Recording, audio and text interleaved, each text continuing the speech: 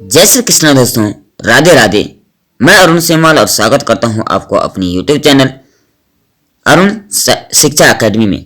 दोस्तों, आज के इस हिंदी के महासेशन में हम वाक्यांश के लिए एक शब्द के विशेष प्रश्नोत्तर लेकर आए, जो टॉप प्रश्नोत्तर माने गए हैं, जो लगभग सभी प्रतियोगी परीक्षाओं में पूछे जाते हैं, चाहे वो वनडे एग्जाम हो या बोर्ड से संबंधित 10th-12th में भी इसके प्रश्न पूछे जाते हैं। तो आइए जानते हैं कि कौन कौन से वो अति महत्वपूर्ण प्रश्नोत्तर जो हमारी सफलता का राज बन सकते हैं। इससे पहले अगर आप हमारे चैनल पर नए हैं तो चैनल को लाइक, शेयर एंड सब्सक्राइब जरूर करें और कमेंट में जय श्री कृष्ण अवश्य लिखें। चलिए वाक्यांश को पहले जान लेते हैं कि वाक्यांश क्या होता है। कभी कभी कोई वक्ता किसी बात को कहने में बहुत से शब्दों का प्रयोग करता है और कभी कभी उसी बात को बहुत कम शब्दों में कह देता है। कम से कम शब्दों में अधिक से अधिक भावों को व्यक्त कर देना उत्तम माना जाता है, क्योंकि ऐसी भाषा सौष्ठ युक्त और प्रभावशाली होती है और इसे ही वाक्यांश के लिए एक शब्द कहते हैं। ठीक है, आज का पहला प्रश्न होगा। आज का पहला प्रश्न है, गुरु के समीप रहने वाला। क्या है प्रश्न? प्रश्न है, गुरु के समीप जो रहता है उसे क्या कहा जाता है? अंत्यवेशी वासी या अंतपुरः या व्रजवकुट या ब्रह्मचारी। तो इसको जो कहा जाता है गुरु के समीप रहने वाला विद्यार्थी, उसे कहा जाता है अंत्यवासी, यानी गुरु के समीप रहने वाला विद्यार्थी। प्रश्न नंबर 2 की बात करें, जिसके पास कुछ ना हो उसे क्या कहा जाता है? अभावग्रस्त, अकिंचन, दीनहीन या महादीन। तो उसे कहा जाता है अकिंचन। ठीक है, इसका राइट आंसर जो हो जाएगा वो हो जाएगा अकिंचन। ठीक है, अभावग्रस्त भी नहीं होगा, दीनहीन भी नहीं होगा और महादीन भी नहीं होगा। ठीक है, प्रश्न नंबर 3 की बात करें, जो सब कुछ जानता हो उसे क्या कहा जाएगा? अज्ञा का अर्थ होता है जानना, विशेषज्ञ, किसी विशेष बात को जानना, बहुयज्ञ, बहुत सारी बात को जानना, लेकिन जो सभी बातों को जानता है, सब कुछ जानता है, सभी विषयों के बारे में जानता है, उससे कहते हैं सर्वज्ञ। ठीक है, इसका राइट आंसर जो हो जाएगा सी ऑप्शन इसका सही हो जाएगा, यानी सर्वज्ञ, सब कुछ जानने वाला। प्रश्न नंबर 4 की बात करें, जिसका ज्ञान इंद्रियों द्वारा न हो सके। इंद्रिया, पंच कर्म इंद्रिया और पंच ज्ञान इंद्रिया। ठीक है, ज्ञान इंद्रिया हमारी होगी आंख, कान, नाक। ठीक है, ये जो ज्ञान इंद्रिया मानी जाती वो कौन है? अनुभूति, अंतर्यामी, गोचर या अगोचर। तो 4 का राइट आंसर हो जाएगा, 4 का राइट आंसर आपका हो जाएगा अगोचर। ठीक है, जिसका ज्ञान इंद्रियों द्वारा ना हो सके वो अगोचर माना जाता है। ठीक है, बात करें प्रश्न नंबर 5 की, जो बीत चुका हो उसे क्या कहेंगे? वर्तमान, भविष्य, अतीत या जीर्ण। जो बीत चुका है उसे क्या कहेंगे? तो सामान्य सी बात है, वर्तमान जो चल रहा है, भविष्य जो आएगा, जीर्ण जो नष्ट हो गया और अतीत इसका राइट आंसर हो गया, यानी बीता हुआ समय। ठीक है,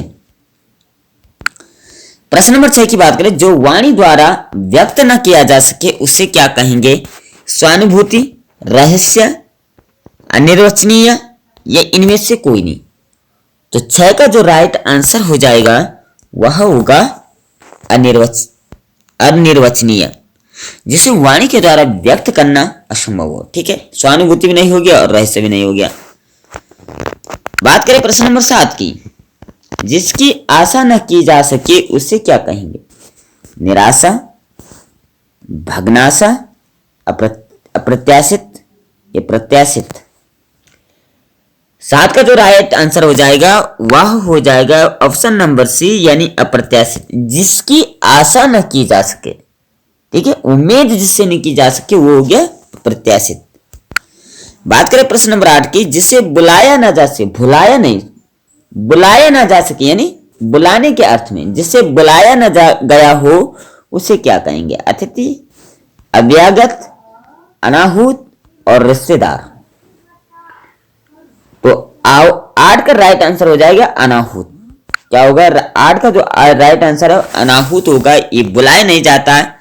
अतिथि भी बुलाने पर आते हुए सूचना दे देते हैं, अभ्यागत भी सूचना देते हैं, रिश्तेदार भी सूचना देते हैं, लेकिन अनाहूत जो राह चलते आ जाए उसे, जिसे बुलाया न गया हो स्वतः ही आ गया, वो अनाहूत हो गया। ठीक है।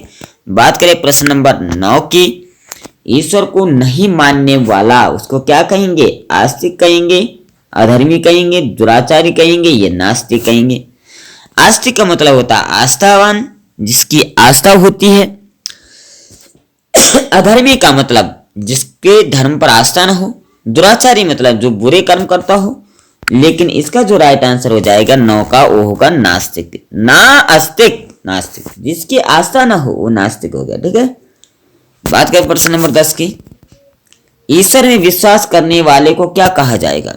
आस्तिक, नास्तिक, भक्त या इनमें से कोई नहीं। तो प्रश्न नंबर जो 10 का राइट आंसर हो जाएगा वो होगा आस्तिक। ठीक है।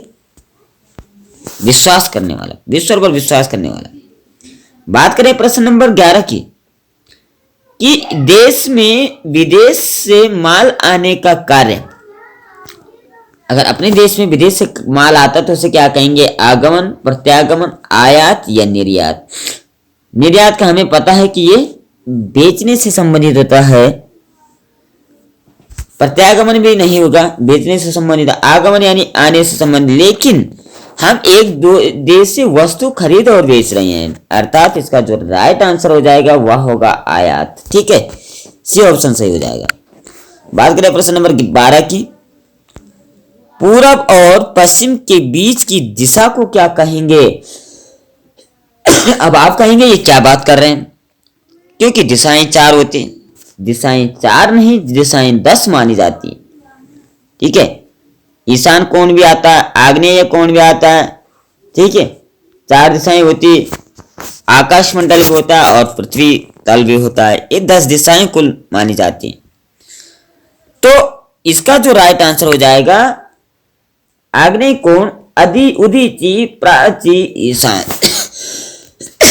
2 कोणों के बीच में यानी पूर्व और उत्तर के बीच का जो कोण होता है उसे कहते हैं अग्नेय कोण यानी आग्नेय कोण। ये पूजा के लिए विशेष स्थान माना जाता है। ठीक है। बात करें प्रश्न नंबर 13 की। उपकार को मानने वाला को क्या कहेंगे? एक शब्द में उपकार को मानने वाला, इसके लिए एक शब्द क्या होगा? कृतज्ञ होगा, कृतज्ञ होगा, उपकारी होगा या सदाचारी होगा। जो 13 का जो राइट आंसर हो जाएगा वह होगा कृतज्ञ। कृतज्ञ है जो उपकार मानने वाला है, जो करने वाला नहीं। करने वाला तो उपकारी हो जाएगा, मानने वाला हो जाएगा कृतज्ञ। ठीक है। कई बार हम प्रश्न पूरा नहीं समझते और हम उत्तर लगा देते हैं। हम समझ लेते उपकार जो करता है वो उपकारी हो गया, लेकिन नहीं, यहां पूछ रहा है कि मानने वाला। बात करें प्रश्न नंबर 14 की। उपकार को न मानने वाले को क्या कहेंगे? क्वेश्चन नंबर 14 का जो राइट आंसर बताना है आपको। कृतज्ञ होगा, कृतज्ञ होगा, दुष्ट होगा, दुर्जन होगा। उपकार न मानने वाला, तो इसका जो राइट आंसर हो जाएगा 14 का राइट आंसर होगा बी यानी कृतज्ञ। कृतज्ञ हो गया इसका राइट आंसर। ठीक है। बात करें प्रश्न नंबर 15 की। किसी की कृपा से पूरी तरह संतुष्ट होना क्या अर्थ है? सेठ नहीं, सॉरी, कृतार्थ, कृतज्ञ, कृतकर्म, इनमें से कोई। तो 15 का राइट आंसर हो जाएगा कृतार्थ करना। किसी की कृपा से पूरी तरह संतुष्ट हो जाने यानी उसका कृतार्थ हमारे ऊपर होना। Right answer is a. ठीक है। बात करें प्रश्न नंबर 16 की। इसका जन्म उच्च कुल में हुआ हो, जिसका जन्म ऊंचे श्रेष्ठ कुल में हुआ हो उसको क्या कहेंगे? सेठ कहेंगे, धनी कहेंगे, वैभवशाली कहेंगे या कुलीन कहेंगे? तो जिसका जन्म ऊंचे कुल में हुआ हो उसको कहा जाता है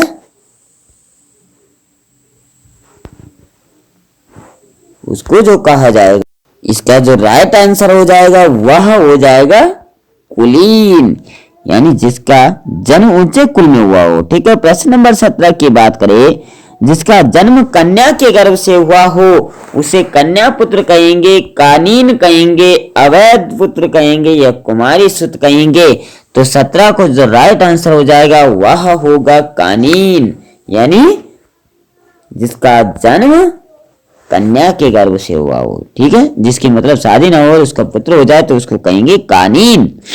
बात करें प्रश्न नंबर 18 की, किसी विचार निर्णय को कार्य रूप देना क्या कहलाएगा? कार्यान्वयन कहलाएगा, क्रियान्मुखी कहलाएगा, क्रियाशील कहलाएगा या कार्यशील कहलाएगा? तो 18 का जो राइट आंसर होगा वह माना जाएगा आपका ए ऑप्शन। ठीक है, कार्यान्वयन, विचार और निर्णय करके कार्य को पूरा करना। बात करें प्रश्न नंबर 19 की, जिसका हाथ बहुत तेज चलता हो उसे कहेंगे त्वरा, क्षिप्रहस्ता, फुर्तीला, तीव्रगामी। तो 19 का जो राइट आंसर होगा वह होगा बी ऑप्शन, यानी क्षिप्रहस्ता। ठीक है, बात करें प्रश्न नंबर 20 की, ऐसा ग्रहण जिसमें सूर्य या चंद्रमा का पूरा रूप ढक जाए उसे क्या कहेंगे?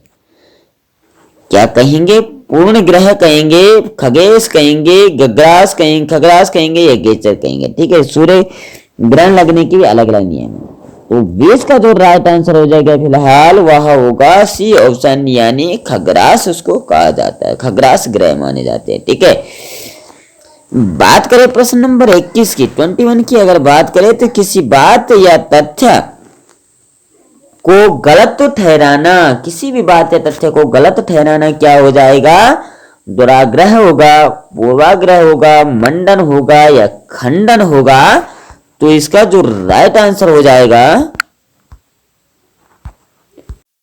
21 का जो राइट आंसर हो जाएगा वह हो जाएगा आपका खंडन। ठीक है, बात करें प्रश्न नंबर 22 की, संख्या और परिमाण आदि का नियम पूर्वक विवेचन करने वाला शास्त्र कहलाता है, क्या कहलाता है? ज्योतिष शास्त्र, गणित, तर्क विद्या या भौतिक विद्या? तो 22 का जो राइट आंसर हो जाएगा वह हो जाएगा आपका गणित। ठीक है, गणित। ठीक है ना? ठीक।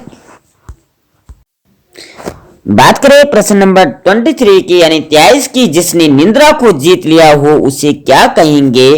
जितेंद्रिय कहेंगे, इंद्र या जी इंद्रियातीत कहेंगे, ऋषिकेश कहेंगे या गुडाकेश कहेंगे? 23 का जो राइट आंसर हो जाएगा वह होगा गुडाकेश, नींद को जीतने वाला। ठीक है, प्रश्न नंबर 24 की बात करें, रज, सत्य, रज व तम तीन सत्य माने, सत्य, रज और तम 3 गुण माने जाते। ठीक है, इससे परे जो होता है व्यक्ति उसे क्या कहेंगे? गुणातीत कहेंगे, गूढ़ोक्ति कहेंगे, गूढ़ोत्तर कहेंगे, गणेशण कहेंगे। तो 24 का जो राइट आंसर हो जाएगा वह होगा ए ऑप्शन, इसका सही होगा, यानी गुणातीत, गुणों से भरपूर इसको कहा जाता है। ठीक है, बात करें प्रश्न नंबर 25 यानी 25 के, सार्वजनिक रूप से किया गया ऐलान क्या कहलाता है? विज्ञापन कहलाता है, प्रचार कहलाता है, प्रसार कहलाता है, घोषणा कहलाता है?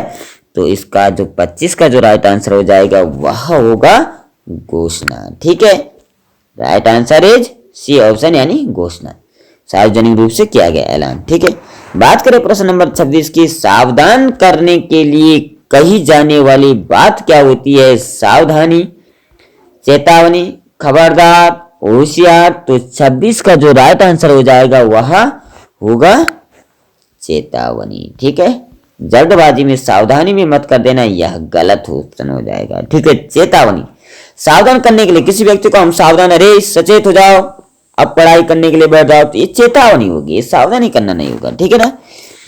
बात करें प्रश्न नंबर 27 की, पेट की अग्नि, पेट की अग्नि क्या कहलाएगी?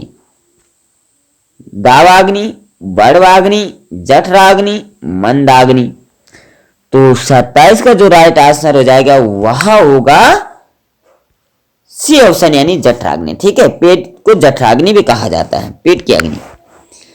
प्रश्न नंबर 28 की अगर बात करें तो जीतने की इच्छा को क्या कहेंगे? आकांक्षा कहेंगे, जिज्ञासा कहेंगे, जिजीविषा कहेंगे, जिगीषा कहेंगे। तो 28 को जो राइट आंसर हो जाएगा डी ऑप्शन यहाँ पर सही हो जाएगा, यानी उसको जिगीषा कहा जाता है। ठीक है, बात करें अगर प्रश्न नंबर 23 की, त्याग करने की इच्छा करने वाला को कहा जाता है जिहासु कहा जाता है, त्याज्य कहा जाता है, विष्णु कहा जाता है, जुगुप्सा कहा जाता है। तो 29 का राइट आंसर हो जाएगा ए ऑप्शन इज राइट हो जाएगा, यानी उसको कहा जाता है जिहासु। ठीक है ना। बात करें क्वेश्चन नंबर 32 की, सर्दी गर्मी दुख आदि सहन करने की शक्ति किसमें होती है? तितीर्षा में होती है, तितिक्षा में होती है, तर्जित में होती है, तीर्णा में होती है। तो 30 का जो है वो राइट आंसर जब होगा तो होगा बी ऑप्शन, तितिक्षा उसको कहा जाता है। क्या कहा जाता है? तितिक्षा उसको कहा जाता है। बात करें अगर प्रश्न नंबर 31 की, पति पत्नी का जोड़ा क्या कहलाएगा? युगल कहलाएगा, युग्म कहलाएगा, दंपति कहलाएगा, या स्त्री पुरुष कहलाएगा? यानी 31 का जो राइट आंसर होगा वह होगा सी ऑप्शन, यानी दंपति वो कहलाते हैं। ठीक है, बात करें प्रश्न नंबर 32 की, दिशाएं ही जिनका वस्त्र है उसे क्या कहेंगे? विश्वंभर कहेंगे, पैगंबर कहेंगे, दिक्पाल कहेंगे, दिगंबर कहेंगे। तो 32 का जो राइट आंसर हो जाएगा बच्चों वह होगा डी ऑप्शन इसका सही हो जाएगा, यानी दिगंबर उसको कहा जाएगा। ठीक है, बात करें अगर प्रश्न नंबर 33 की, जिसका उल्लंघन कठिन हो उसे क्या कहा जाता है? दुरत्यय कहा जाता है, दुस्सह कहा जाता है, निवार्य कहा जाता है, अपरिहार्य कहा जाता है। 35 का जो राइट आंसर हो जाएगा वह ए ऑप्शन सही हो जाएगा, यानी इसका उत्तर है दुरत्यय। ठीक है ना। बात करें अगर प्रश्न नंबर 34 की, किसी के पास रखी हुई दूसरे की वस्तु क्या कहलाती है? जनामत कहलाती है, गिरवी कहलाती है, धरोहर कहलाती है, धरोहर कहलाती है। तो इसका जो राइट आंसर हो जाएगा बच्चों वह होगा 23 का, 34 का राइट आंसर हो जाएगा आपका डी ऑप्शन, यानी धरोहर उसको कहा जाएगा। ठीक है, किसी की अमानत। बात करें प्रश्न नंबर 35 की, आधी ही रात का समय इसको क्या कहेंगे? सार्वरी कहेंगे, क्या कहेंगे? सार्वरी कहेंगे, सार्वरी कहेंगे, विभावरी कहेंगे, निशा कहेंगे, निशीत कहेंगे। तो 35 का जो राइट आंसर हो जाएगा डी ऑप्शन इसमें सही हो जाएगा, यानी निशीत उसको कहा जाएगा। ठीक है, प्रश्न नंबर अगर 36 की बात करें, रंगमंच के पर्दे के पीछे का स्थान जो होता है उसे क्या कहा जाता है बच्चों? पृष्ठभूमि, नेपथ्य, मंच पृष्ठ, या गुह्य मंच उसको कहा जाएगा। तो 36 का जो राइट आंसर हो जाएगा बी ऑप्शन, यानी नेपथ्य इसे कहा जाता है, नेपथ्य के पीछे। ठीक है ना। बात करें अगर प्रश्न नंबर 37 की, दूध, दही, चीनी, मधु, घी के मिश्रण से बना हुआ प्रसाद चरणामृत कहलाता है, चरणोदक कहलाता है, पंचामृत कहलाता है, या पंचमेल कहा जाता है? तो इसका जो राइट आंसर आपका हो जाएगा, यानी प्रश्न नंबर 37 का जो राइट आंसर होगा वह कौन होगा? बताइए, गैस लगाइए, कौन सा होगा? 37 का जो राइट आंसर होगा वह सी हो जाएगा, यानी उसको पंचामृत कहा जाता है। ठीक है ना। बात करें अगर प्रश्न नंबर 38 की, कमल से युक्त जलाशय, कमल से युक्त जो जलाशय है उसे क्या कहेंगे? सरोवर कहेंगे, शतदल कहेंगे, नीरज कहेंगे, पद्माकार कहेंगे। तो इसका जो राइट आंसर हो जाएगा, यानी 33 का जो राइट आंसर होगा डी ऑप्शन हो जाएगा। ठीक है ना। तो इसको डी ऑप्शन ही लिखना। ठीक है, सॉरी, ठीक है, इसका डी आंसर यानी पद्माकार इसका हो गया।